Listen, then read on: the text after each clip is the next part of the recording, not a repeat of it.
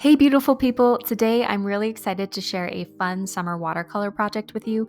We're going to be painting watermelon minis. These are great for a beginner project and fun for any level of experience. We'll do different angles and cuts of watermelon, as well as play around with a few background ideas.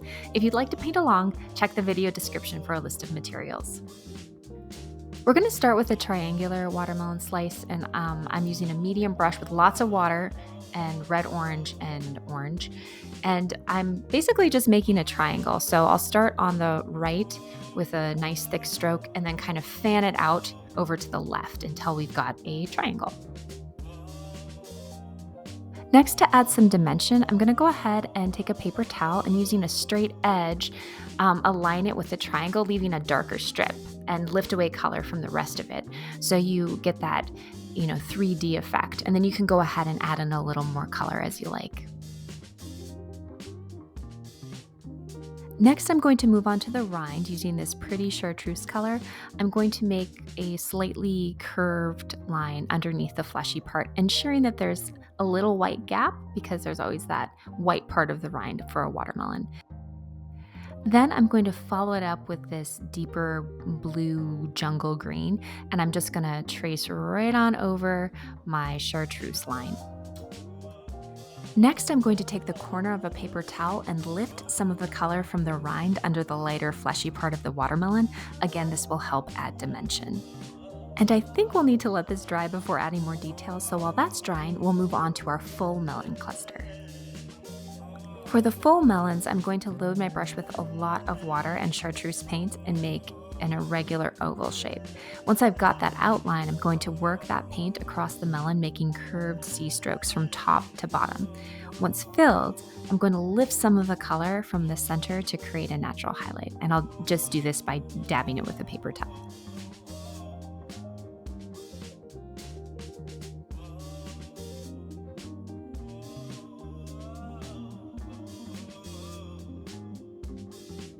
With the base of our melons completed, let's add some detail. I've got a nice thick coat of that jungle green on my brush, and I'm going to dot straggly lines over the melon. Again, we'll follow the natural C curves of the watermelon, and you can be a little random with the spacing. Sometimes there's a singular line or sometimes the lines fork. Go ahead and be loose. Watermelon stripes are not an exact science. I also like to lift some of the color from the stripes when I'm done, as it creates that natural color variation you see in real life. And quick tip, if you're ever looking for great reference photos for fruits, vegetables, or flowers, get a seed catalog.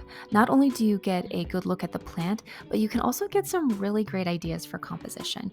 Just throwing that out there if anyone is in need of quality reference photos.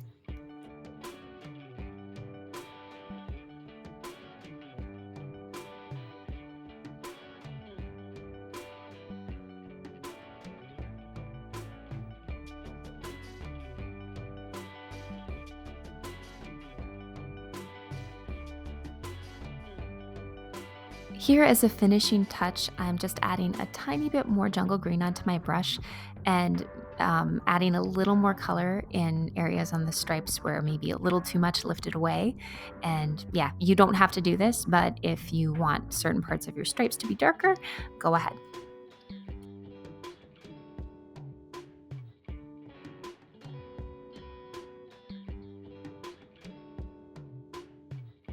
It appears that the watermelon triangle is now dry enough to add some detailing, so let's circle back to add some seeds. Seeds are pretty straightforward. I just load some black onto my brush and make a few teardrop-shaped seeds. Again, these don't have to be perfectly identical. The nature of watermelons is loose and irregular, so let's embrace that. I'm also going to take a teeny tiny bit of inky blue with a lot of water and fill in some of the white rind on the left corner and lift that color for a slight shadow effect. I'm going to do the same thing for the white part of the rind over the dark portion on the right side. It's very subtle, but it really helps with the 3D effect.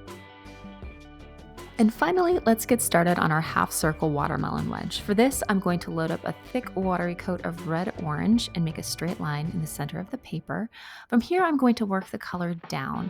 And then once it's all the way down to where I want it, I'm going to paint a curved line at the bottom to close it off.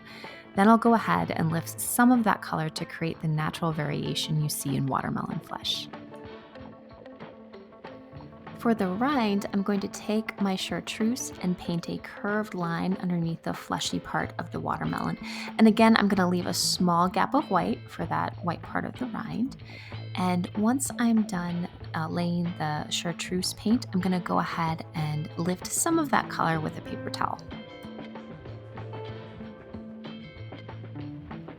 And I'm going to repeat that same move with the jungle green. I'm going to completely cover the chartreuse with the jungle green and then lift some of that color with a paper towel. And you'll get both colors poking through, which I think looks kind of cool.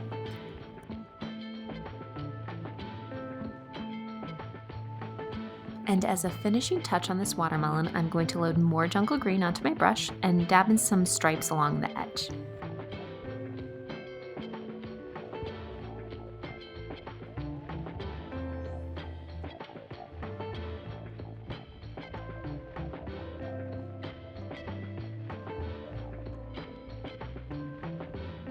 Oh yeah, I almost forgot. I want seeds on this watermelon. If you're doing seedless, you don't need to do this part. But for this watermelon, I'm gonna make the seeds in kind of a U formation like you would see if you sliced open a watermelon with seeds. And as promised, I'm going to add fun backgrounds to these watermelon minis, and I'll start with a swirling abstract background. I've chosen to use magenta, chartreuse, and cerulean blue. I'll work one color at a time and make watery patches that sort of curve around the watermelon. I don't want these to compete with the watermelon itself, so I'm going to lift the color and spread it with my brush. I'll do this with each color, blending everything until I'm satisfied with the result.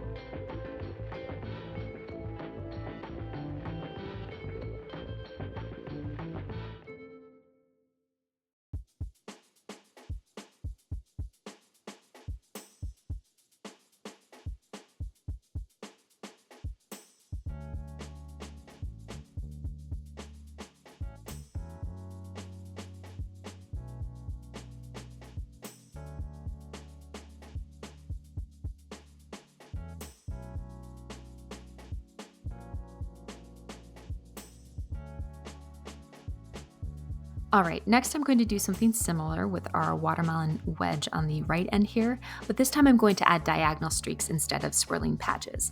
The method is pretty much the same. Select your colors, use plenty of water so you can easily lift the color with a paper towel, and then blend to your heart's content. And you can use whichever colors you like and as many colors as you like. I usually use some of the colors I've already used in the watermelon, and then maybe an accent color like cerulean blue for contrast.